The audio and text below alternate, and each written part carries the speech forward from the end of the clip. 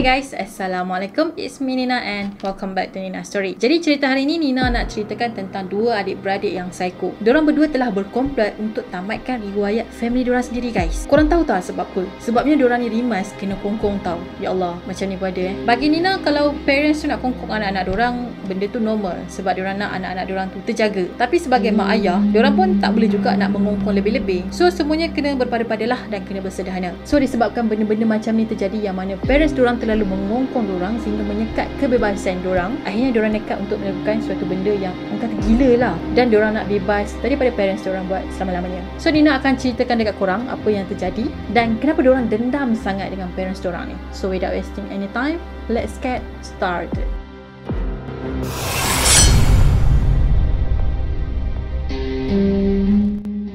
Kejadian ini terjadi pada tahun 2015 dan mendapat liputan media yang sangat meluas. Mana-mana stesen berita akan bercakap pasal ni, termasuklah media sosial. Macam mana tak jadi viral? Diorang beradik ni bunuh family diorang. Dalam masa tu, diorang ni masih lagi berumur. Lepas tu, diorang buat sendiri tau, bukan upah orang lain. Maksudnya, diorang habiskan riwayat family diorang dengan tangan sendiri.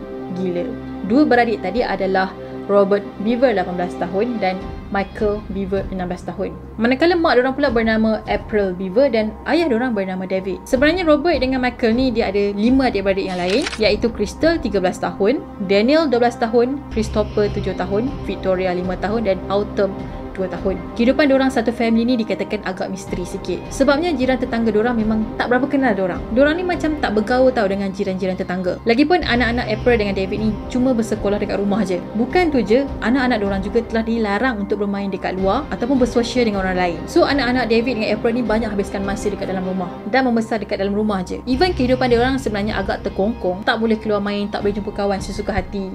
Tapi sebenarnya mak dan ayah diorang ni sediakan keperluan yang diperlukan oleh anak-anak diorang. Jadi dekat dalam rumah tu tak adalah sampai anak-anak diorang ni tak tahu langsung teknologi ataupun berita-berita yang terbaru. Cumanya pergerakan diorang ataupun pergaulan diorang lah dikawal. Diorang cuma boleh keluar bila dengan parents diorang je. So anak-anak diorang ni boleh akses internet tanpa batas. Mak ayah diorang siap belikan laptop seorang satu supaya laptop tu diorang boleh guna untuk belajar, untuk kegunaan yang lain lah. Sebenarnya dua adik-beradik tadi memang dah plan lama dah untuk tamatkan riwayat parents diorang. Robert telah plan benda ni masa dia umur 13 tahun lagi tau. Kemudian pada umur dia 18 tahun barulah benda tu terjadi. Korang bayangkan dia dendam dengan parents dia, dengan mak ayah dia tu selama 5 tahun. Punyalah lama dia simpan dendam tu, and then 5 tahun kemudian barulah dilunaskan. Nina tak boleh bayang dapat anak psycho macam tu, plan untuk bunuh mak ayah sendiri. Lepas beberapa tahun kemudian, Robert dapat tahu yang adik dia yang si Michael tu ada minat sama macam dia. So bila dah tahu si Michael ni pun ada minat sama macam dia, jadi komplotlah diorang berdua ni. Sebenarnya motif pembunuhan tadi ni tercetus disebabkan oleh drama siri yang diorang tengok dekat internet. Drama siri tadi tu adalah sebuah drama siri pembunuhan secara rambang ataupun penembakan secara rambang dekat sebuah sekolah tinggi. So dari situlah diorang rasa macam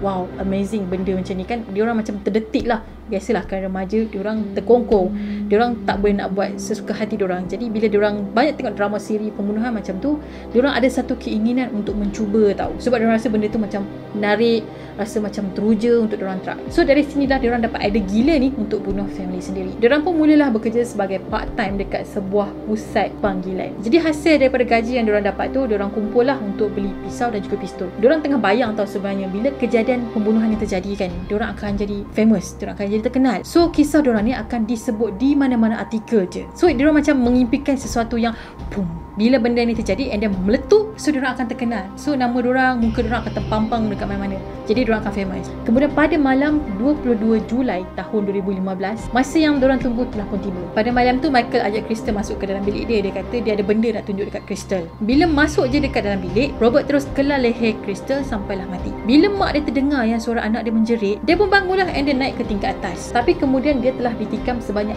48 kali oleh Robert. Lepas tu ayah diorang pun mendapat nasib yang sama, yang mana dia kena tikam bertubi-tubi sebanyak 28 kali. Mangsa diorang yang seterusnya adalah adik diorang yang kecil, iaitu Victoria dan juga Christopher. Victoria kena tikam sebanyak 18 kali, manakala Christopher sebanyak 6 kali. Yang gilanya dekat sini sebab diorang bukan niat untuk tamatkan riwayat parents diorang, tapi diorang juga nekat untuk tamatkan riwayat adik-beradik diorang yang lain tahu. Manakala adik diorang yang bernama Daniel masa tu tengah bersembunyi dekat dalam bilik, dan pada masa ni dia telah call 911. Tapi nasib dia pun sama macam family dia yang lain, iaitu dia pun kena bunuh bunuh juga. Sebabnya dia tertipu dengan Michael. Jadi Michael tu dia ketuk pintu bilik Daniel tu, dia kata yang Robert ni pun kejar dia. So bila dia percaya kata Michael ni bukan abang yang menakutkan lah, so dia pun buka lah pintu tu. Rupa-rupanya dia masuk perangkap Michael dan juga Robert. Kesian kan, dia ingatkan abang dia tu boleh dipercayai, tapi itulah yang jadi. Kesian guys, kesian. And then dua lagi adik diorang yang bernama Kristen dan juga Autumn berjaya diselamatkan. Sebabnya polis datang tepat pada masanya, so diorang berdua selamat. Manakala Robert dengan Michael tadi berjaya melarikan diri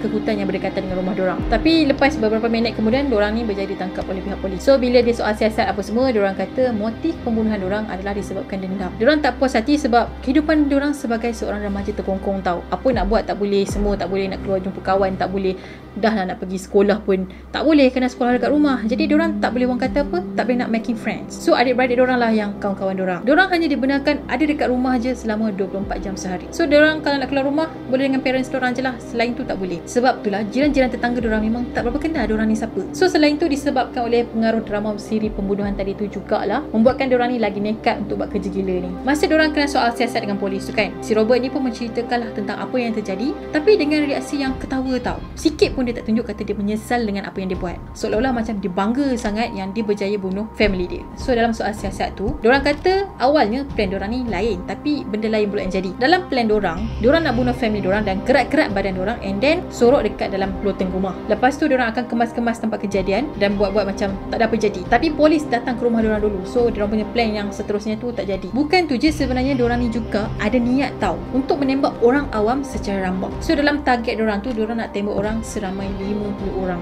Eloklah tu diorang duduk dalam penjara. Gila. Akhirnya mahkamah telah menjatuhkan hukuman penjara seumur hidup kepada Robert dan juga Michael. Tapi Michael mungkin akan dibebaskan pada tahun 2054 ketika dia berusia 54 tahun. Manakala dua adik perempuan dia yang lain tu telah tinggal dengan sebuah family angkat. Jadi masa dalam penjara ni, Robert sebenarnya pernah dilaporkan beberapa kali cuba untuk bunuh diri dia. Bukan sekali dua tau, tapi banyak kali. Tapi semuanya gagal sebab dia berjaya diselamatkan oleh pengawal penjara. Manakala rumah diorang pula telah dibeli oleh ahli majlis bandar atas sumbangan orang ramai. And then kemudian rumah tadi tu telah dirobohkan dan diorang telah bina taman peringatan dekat situ. Alright guys, serius, cerita ni memang agak mind blowing disebabkan dia dendam, dia tak puas hati parents dia tak lepaskan dia sampai diorang nekat 5 tahun. Si abang yang sulung tu, Robert tu, telah simpan niat untuk bunuh family diorang selama 5 tahun, and then umur dia 18 tahun barulah terlunas hajat dia. Tak boleh brain ni, tak boleh brain. Dia macam parents diorang mungkin ada salah juga sebab terlalu mengongkong, tapi kita sebagai anak kan, janganlah melampau sangat nak tunjuk protes tu. Bukan dengan cara apa orang kata, bukan dengan cara yang sampai nak kena bunuh family, sampai satu family habis. Gila.